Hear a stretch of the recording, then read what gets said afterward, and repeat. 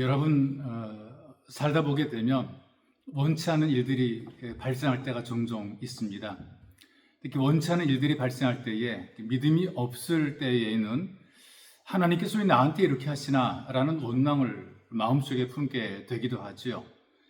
그런데 이 성경 말씀을 여러분들이 읽다 보게 되면 그 성경 속에는 기가 막힌 억울함과 또 속상함을 경험했던 사람들을 우리에게 소개하고 있습니다.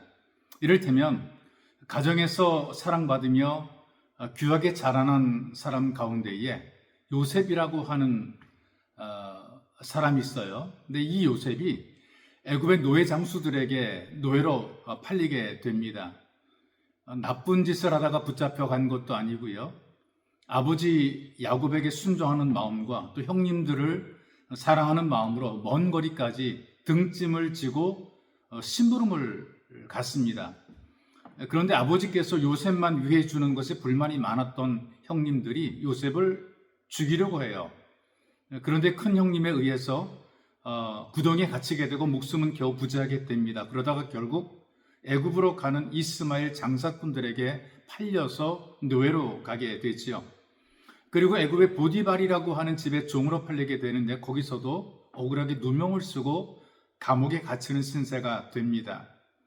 이런 모든 일들을 생각할 때에 하나님이 살아계시면 과연 도대체 뭐하고 계시는가, 이런 이해가 안 되는 그런 현상이 또 현실이 만들어질 수 있어요. 그런데 그랬던 요셉을 하나님께서 그 나라의 총리로 세우십니다. 그리고 자기를 해치려던 형님들과 가족들을 죽음의 위기에서 구원하게 되는 일에 귀하게 쓰임받게 되죠. 요셉은 그런 환경과 조건 속에서, 그런 위기와 절망 속에서도 더욱 하나님을 믿고 순종을 했어요. 그랬더니 결국 하나님의 의도를 알게 되었고 자기가 하나님의 신비한 도구로 쓰임받게 된 것을 고백을 합니다. 요셉을 팔았던 형들이 요셉이 높은 자리에 올라간 것을 보고 두려워합니다. 그때 요셉이 형들에게 위로하지요. 형님들 걱정하지 마세요. 하나님께서 우리를 구원하시려고 나를 먼저 이곳으로 보냈었나이다. 순종하다 보니까 구원을 위한 하나님의 목적을 알게 되는 겁니다. 자기가 구원의 도구로 쓰임받게 된 것도 깨닫게 되고요. 지금 이와 같은 내용들을 여러분들에게 좀 소개를 해드리려고 그래요.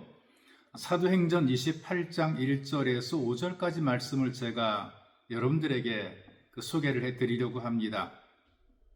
제가 여러분들에게 봉독할게요.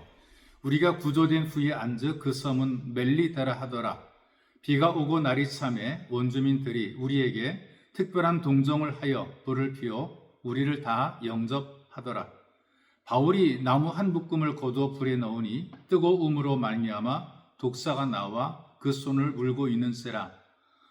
원주민들이 짐승이 그 손에 매달려 있음을 보고 서로 말하되 진실로 이 사람은 살인한 자로다.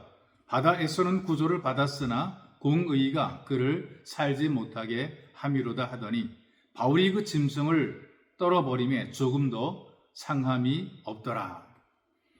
지금 이 사도 바울이란 분이 죄수의 몸으로 로마 황제에게 재판을 받기 위해서 호송이 되어 가는 중입니다. 그것도 배를 타고 호송이 되는 중이죠. 로마의 병사들이 바울을 지키고 있어요. 가는 길은 어떤 길이냐? 무역을 하는 사업가들이 타고 다니는 상선을 타고 가게 됩니다. 이 배는 그냥 보통 적은 배가 아닌 거죠. 또 아무나 이 사람 저 사람 다 탈 수 있는 그런 여객선도 아닙니다. 로마 제국의 권력의 보호를 받고 있는 상선입니다. 돈을 움직이는 사업가들이 거래를 위해서 물건을 싣고 가는 배입니다. 그렇기 때문에 풍랑이 오는 계절임에도 불구하고 웬만하면 갈 수 있을 것으로 계산을 했어요. 그렇기 때문에 기다리지 않고 출항을 한 것이죠. 시작은 잘한 것 같은데 결국에는 풍랑을 만나서 오도 가도 못하게 되는 위기에 빠지게 됩니다.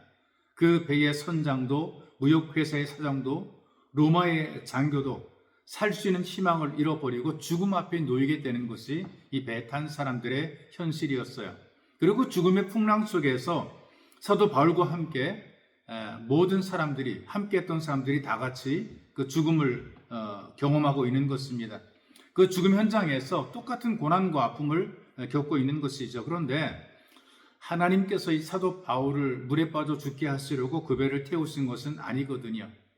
바울과 함께하는 동역자들뿐 아니라 죽을 수밖에 없었던 265명의 생명을 살리는 일에 이 사도 바울을 사용하시는 것입니다.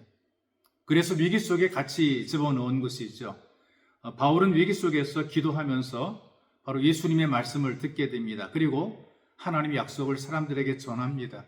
그 전하는 내용이 사도행전 27장 21절부터 26절까지 기록이 되어 있는데 그 내용을 제가 요약해 설명해 드리면 이렇습니다. 그러므로 여러분이 안심하라. 나는 내게 말씀하신 그대로 되리라고 하나님을 믿노라. 그러나 우리가 한 섬에 걸리리라 하더라. 이 바울과 바울의 일행은 풍랑 속에서 오히려 죽음 앞에 두려움에 떨고 있는 승객들을 위로하고 그들의 소망을 주는 지도자로 세워지게 됩니다. 순종에 가다 보게 되면 하나님께서 우리를 쓰시는 것을 깨닫게 되는 것입니다. 가장 적절한 때, 가장 적절한 시기에 우리를 쓰십니다. 지금 세상이 삶이 힘들고 어려워도 하나님께서는 말씀을 순종해서 믿음으로 살아가는 우리를 가장 적절하게 쓰실 것입니다. 이 믿음을 가지고 여러분들이 이 고난의 시기를 믿음으로 극복해내시기를 그리고 기꺼이 순종하시기를 주님의 이름으로 축복합니다. 살아계신 아버지 고맙습니다. 주님께서 우리들에게 믿음이 없는 세대 속에서 믿음을 갖게 하시고 이 믿음으로 말씀을 따라 기꺼이 순종해서 이 시대에 필요한 사람으로 하나님의 일과 영광에 쓰임 많은 사람으로 우리를 세우시고 써주시니 감사합니다. 기꺼이